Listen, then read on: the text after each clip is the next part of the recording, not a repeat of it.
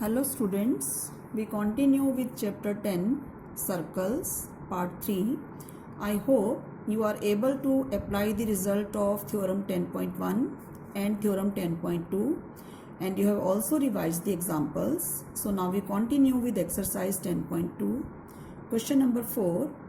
Prove that tangents drawn at the ends of a diameter of a circle are parallel. Look at the figure. We have a circle with center O. AB is the diameter. PQ and RS are tangents touching the circle at A and B. We want to prove that tangents are parallel or PQ parallel to RS. So very simple. Here AB is the diameter, OA radius and PQ is tangent. So angle 1 is 90 by theorem 10.1. Similarly, OB is radius, RS is tangent. So angle 2 is also 90, radius perpendicular to the tangent. Angle 190 and angle 290. It means angle 1 and 2 are equal, but they are alternate angles.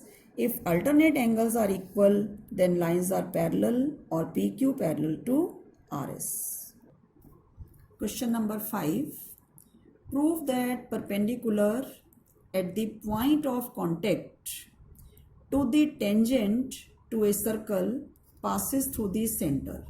No doubt the perpendicular to the tangent will pass through the center, but we will prove it by a contradiction.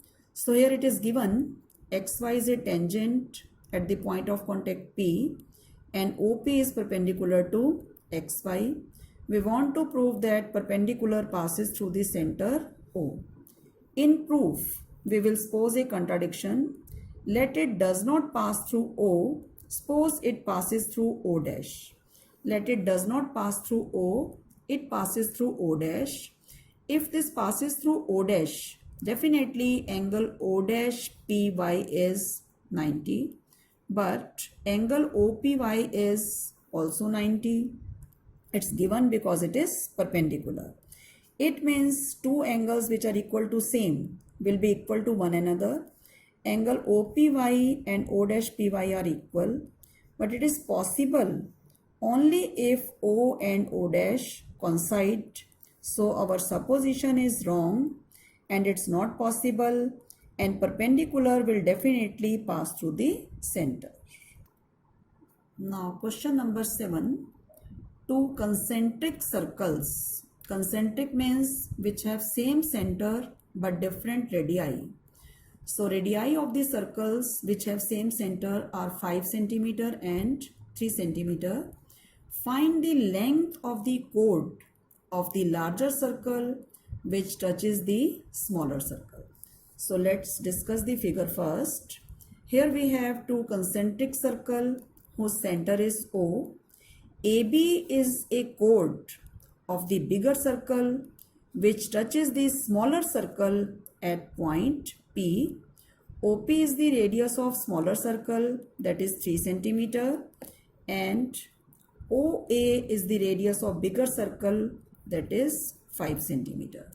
So we have OP as 3 cm, OA as 5 cm. If we look at the smaller circle, AB is a tangent touching at point P. So OP is perpendicular to AB and we can use Pythagoras theorem in right triangle OAP. By Pythagoras theorem, AP is 4 cm. Now OP is perpendicular to AP and AP and PB are equal. What is this result? AP and PB are equal. You have done in class 9. Perpendicular from center bisects the chord. OP is perpendicular. AB is a chord of the bigger circle. So AP and PB are equal, that is 4 cm, and AB will be 8 cm. Now question number 8. A quadrilateral ABCD is circumscribing a circle touching the circle at P, Q, R and S. First you must know the meaning of circumscribe and inscribe. Circumscribe means outside the circle and inscribe means inside the circle. So quadrilateral ABCD is circumscribing the circle, means quadrilateral is covering the circle and touching the circle at P, Q, R and S. We have to prove that AB plus CD is equal to AD plus BC. We start with left hand side, AB plus CD. AB can be written as AP plus PB and CD can be written as CR plus DR. Now you look at the figure, AP and AS, tangents from A, they are equal. BP and BQ, tangents from B, again they are equal. CR and CQ, tangents from C, they are equal. DR and DS, tangents from D, they are equal. So DR will be replaced by DS, CR will be replaced by CQ, AP will be replaced by AS and PB will be replaced by BQ, and we can get the required result. Look now, AP and AS equal, PB and BQ equal, CR and CQ equal, DR and DS are equal, tangents from external point. So AP is equal to AS, PB is equal to BQ, CR is equal to CQ, DR is equal to DS. Now AS plus DS will be combined, BQ plus CQ will be combined.